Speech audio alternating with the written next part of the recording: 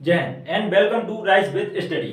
आज के इस वीडियो में हम सीख रहे हैं, इस प्रकार के कुछ क्वेश्चन आते हैं कि आपको 4 या 5 तीन भिन्न दी गई होती हैं और उनमें पूछा जाता है कि सबसे बड़ी या सबसे छोटी भिन्न कौन सी है। ठीक है, तो इनको सबसे जल्दी फटाफट कैसे कर सकते हैं। ठीक है, तो इसकी कुछ ट्रिक या कहें विधि इन सवालों को करने के लिए हम देखते हैं। ठीक है, तो सबसे पहले इनमें देखते हैं, आप लोगों को पता होगा जैसे कहीं कहीं लिखा रहता है कि मतलब आपने पढ़ा होगा कोई विधि होती है कि इनके पीछे एक जीरो लगा दो और फिर उसके बाद इन संख्याओं से देखिए यहाँ पे जैसे इन सभी में जीरो लगा दो। ठीक है, और उसके बाद भाग दे के देखो। अब सबसे भाग देना पड़ेगा।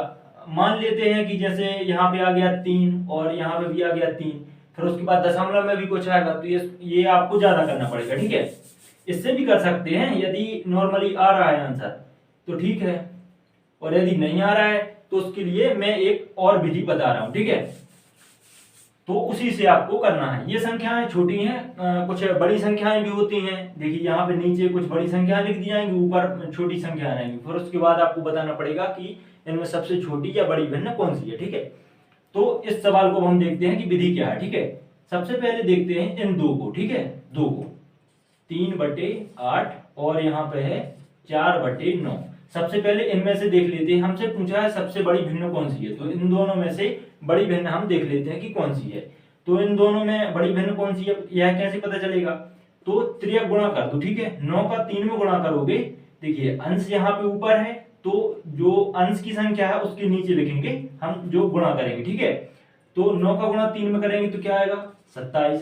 ठीक है, और इसका गुणा करेंगे इसमें 8 गुणा 4 तो क्या आएगा, ये 8 गुणा 4 ये आएगा 32। ठीक है, अब इसमें हमें पता चल गया कि बड़ी संख्या कौन सी है 32। ठीक है, और हमसे पूछा जा रहा है बड़ी भिन्न 32, ये किसका मान आया 4/9 का। ठीक है, तो ये 3/8 इसको कैंसिल कर देंगे क्योंकि ये इन दोनों में से सबसे बड़ी ये है। ठीक है, तो इसको कर देते हैं कैंसिल। अब हम नेक्स्ट लेंगे 4/9 क्योंकि इन दोनों में ये बड़ी है। ठीक है, और इसके बाद एक इनमें से उठा लेंगे तो 5/8। ठीक है, लाइन से ही ले लेते हैं 5/8। अब 8 का गुणा 4 में करेंगे। ठीक है, त्रियक गुणा करना है, ये ध्यान रखना।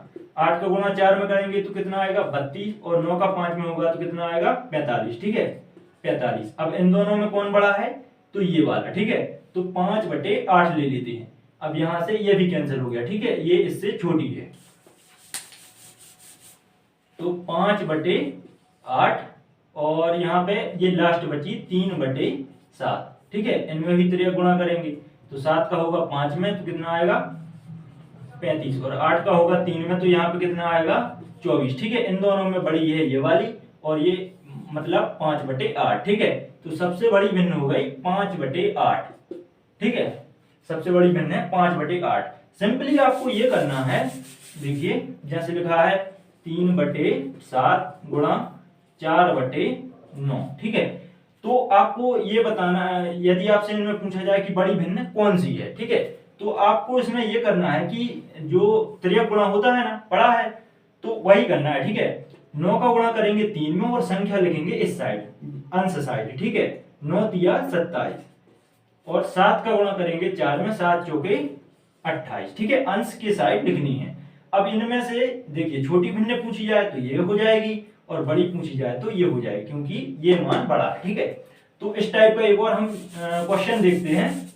नेक्स्ट क्वेश्चन है, देखिए 6/13, 5/19, 7/15, 4/11। इनमें सबसे छोटी भिन्न बतानी है कि सबसे छोटी भिन्न कौन सी होगी। ठीक है, तो वही करते हैं, 6/13 और 5/19 को सबसे पहले ले लेते हैं। ठीक है, 5/19। अब इनका त्रियक गुणा करेंगे तो 6 का गुणा करेंगे तो इसमें तो क्या आएगा 6 नाम 54 की 4 हासिल 5, 6 गुण 6, 6 5 11। ठीक है, 114 आया, और 13 का करेंगे 5 में तो यहाँ पे आएगा 65।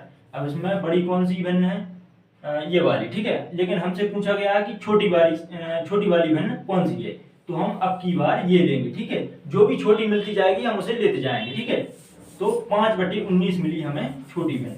ठीक है, तो 5/19 तो यहाँ पे रहेगा ही। अब इसके बाद नेक्स्ट ले लेते हैं 7/15। ठीक है, 7/15। इसको सॉल्व करते हैं, त्रियक गुणा करते हैं तो 5 से 15 में करेंगे तो यहाँ पे आएगा 75। ठीक है, और 7 से 19 में करेंगे तो 7 नाम 63 की 3 हासिल 6, 7 एकम 7, 7 और 6 13, यहाँ पे आया 133 और यहाँ पे आया 75। ठीक है, तो ये छोटी संख्या है, मतलब ये भिन्न इससे भी छोटी है, तो ये भी नहीं हो सकती। ठीक है, 2 कैंसिल हो गई। अब लास्ट एक और बची है चेक करने के लिए, तो उसे भी चेक कर लेते हैं। ठीक है, तो यहाँ पे आ जाएगा 4/11। ठीक है, 4/11। राइट एंड पर मत जाना। ठीक है, थोड़ा सा कॉन्सेप्ट समझना। ठीक है, 4 का गुणा करेंगे 19 में, तो 4 नाम 36 की 6 हासिल 3, 4 एकम 4 और 3 7। ठीक है, 76। और 11 का 5 में, तो यहाँ पे आएगा 55। अब इन दोनों में से सबसे छोटी संख्या कौन सी है? 55, यानी यही भिन्न सबसे छोटी है। ठीक है, ये सब इससे बड़ी हैं। ठीक है, ये इससे ये तीनों बड़ी हैं, सबसे छोटी है 5/19। आप कैलकुलेटर से चाहो तो करके देख सकते हो।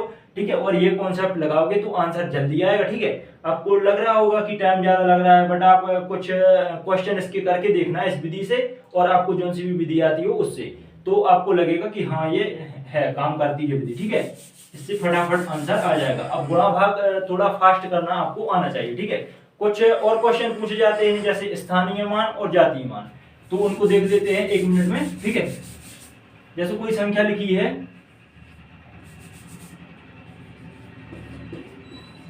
ठीक है, ये एक संख्या लिखी है।